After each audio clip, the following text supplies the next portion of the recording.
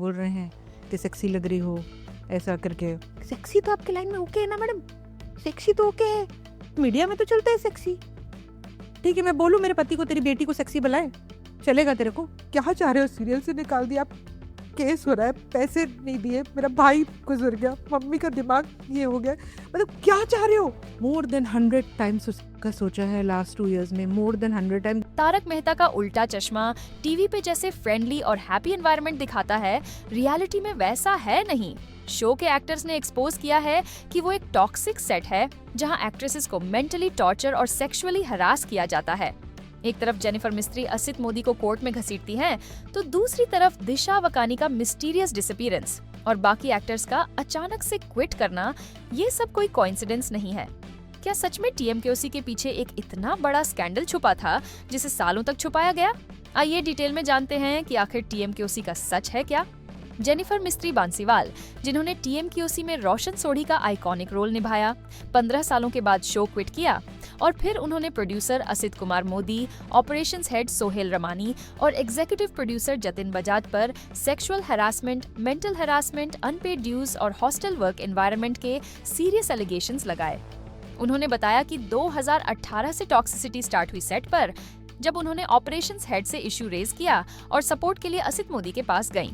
लेकिन वहां जेनिफर की प्रॉब्लम सुनने की जगह उनको बोला सेक्सी लग रही हो, फोन पर और वर्बली। जब उन्होंने हेल्प मांगी तो क्लियरली उनका इनअप्रोप्रिएट और अनप्रोफेशनल बिहेवियर था। आसिफ जी के पास मैं गई और आसिफ जी के पास भी जब गई उनसे बात करने सोहेल से रिलेटेड कि सर ऐसा ऐसा हुआ है, सोहेल ने ऐसा किया है, तो वो सब छोड़ के वो मुझे बोल रहे हैं कि सेक्सी लग रही हो ऐसा करके। उन्होंने सिंगापुर ट्रिप का एक डिस्टर्बिंग इंसिडेंट बताया 2019 में, जहां शूट के लिए टीम गई हुई थी। असित जी बोलते हैं जेनिफर को कि तुम्हारी रूममेट तो नहीं है। अलेजेडली जेनिफर को अपने रूम में इनवाइट करते हैं विस्की पीने के लिए जब उनकी रूममेट बाहर जाती थी, और कॉफी शॉप में उन्होंने कहा तुम्हारे लिप्स बहुत सेक्सी लग रहे, मन करता है कि पकड़कर किस कर लूं। उन्होंने पहले दिन मुझे बोला कि तुम क्या करती हो, तुम्हारी रूममेट तो बाहर चले जाती है रोज, आओ रूम में आके विस्की पीते हैं, अकेले बोर नहीं होती हो। वहाँ पर हम खड़े थे, ऐसे कॉफ़ी वॉफ़ी का कुछ स्टॉल लगा था, तो वो कॉफ़ी लेने जा रहे थे और मैं भी कॉफ़ी लेने गई, मैं से उठाने गई, नहीं जस्ट केम वेरी ऐसे पास में आके कि तुम्हारे होंठ बड़े सेक्सी है, ऐसा लगता है पकड़ के किस कर लूँ। आई वाज लाइक, मैं ऐसे सुबह 10-11 बजा था, आई रिमेंबर। मैं बता रही हूँ, मैं हाथ पैर ठंडे पड़ गए कि यार मेरा हस्बैंड नहीं है, ये क्या कर रहे हैं यार, बाप रे।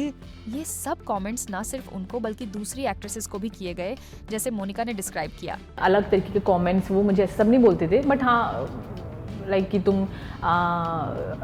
तुम्हारे कितने बॉयफ्रेंड्स हैं, ये वो, तुम अकेली आई हो अभी यार, तुम ड्रिंक करती हो, ऐसे सवाल बहुत करते। जेनिफर ने बताया कि उन्होंने अपनी को स्टार्स को ये सब इंसिडेंट्स बताए, मंदार चंदवड़कर को भी बताया, बट कोई एक्शन नहीं हुआ।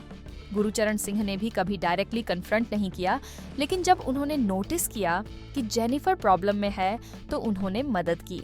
सबसे स्ट्रॉन्ग सपोर्ट उन्हें मिला मुनमुन दत्ता यानी बब्बिता जी से, जिन्होंने ओपनली असित को बुलाया और कहा डोंट ट्रबल हर, जिससे प्रोड्यूसर इंटिमिडेट हुआ और टेम्पोरेरीली चुप रहा, क्योंकि लोगों का कहना है कि असित मुनमुन से डरते थे। तो उसने आसिफ जी को चिल्लाया, क्योंकि she is a strong woman, तो उसने आसिफ जी को चिल्लाया कि क्या है, क्यों उसको सताते हो, वो कुछ बोलती नहीं तो ऐसा करते हो, मत करना उसको ज्यादा, हाँ फालतू क्या बोल रहे हो, उसको ये करूंगा वो करूंगा।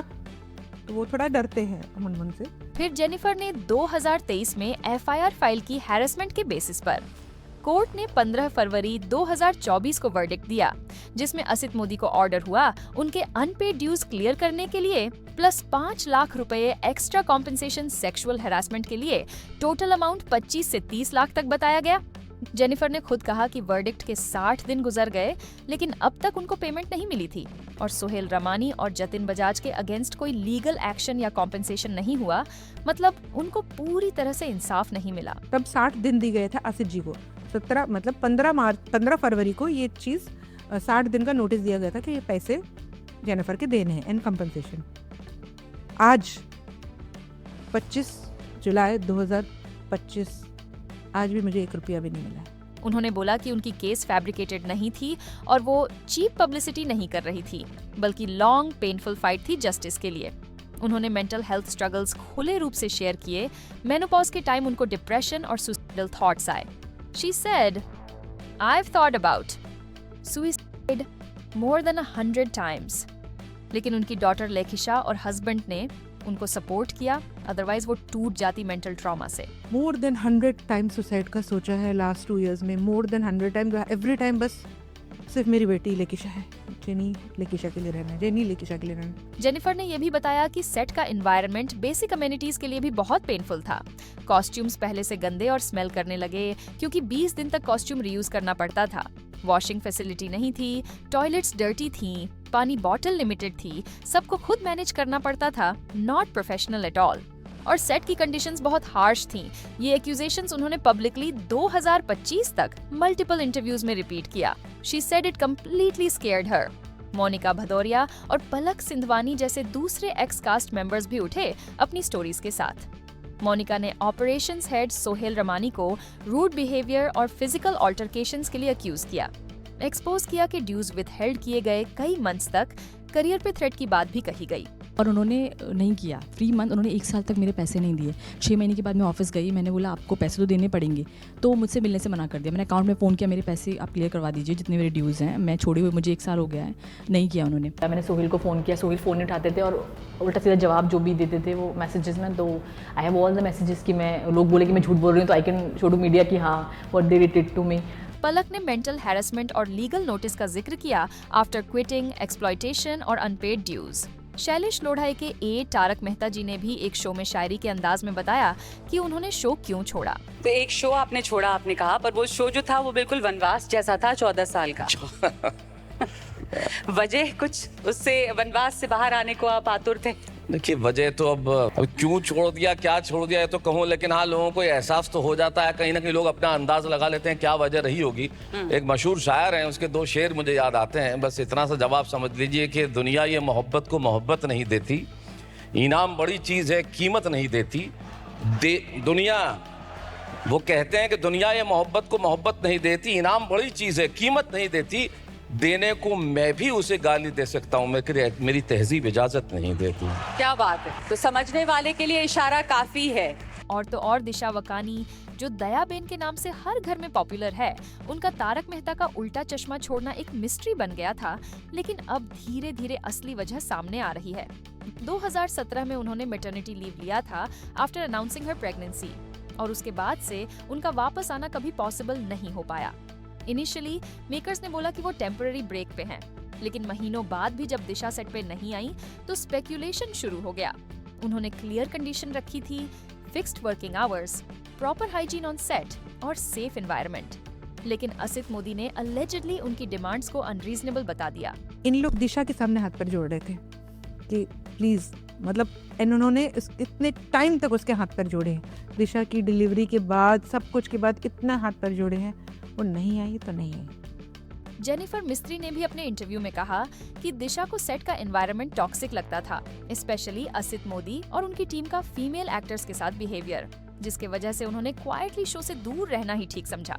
रिपोर्ट्स के हिसाब से दिशा सेट पर बहुत प्रोफेशनल थीं और बहुत पोलाइट और सैक्रिफाइस करने वाली नेचर की थीं, और वो अननेसेसरीली गॉसिप और मेल डोमिनेटेड एटमॉस्फेयर से बच के रहती थीं. जब उनका बेबी हुआ, उन्होंने क्लियरली बता दिया कि वो अपने चाइल्ड के अपब्रिंगिंग पे फोकस करना चाहती हैं और बिना रिस्पेक्टफुल और क्लीन एनवायरनमेंट के वो कमबैक नहीं करेंगी.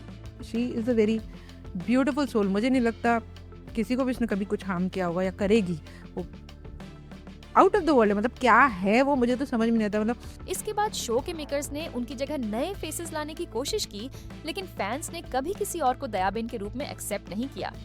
काफी लोगों का मानना है कि दिशा का एग्जिट एक साइलेंट प्रोटेस्ट था अगेंस्ट द सेक्सिज्म और अनफेयर ट्रीटमेंट जो TMKOC के सेट पे चल रहा था, जिसे बाद में जेनिफर मिस्त्री और मोनिका भदौरिया जैसे एक्टर्स ने पब्लिक कर दिया.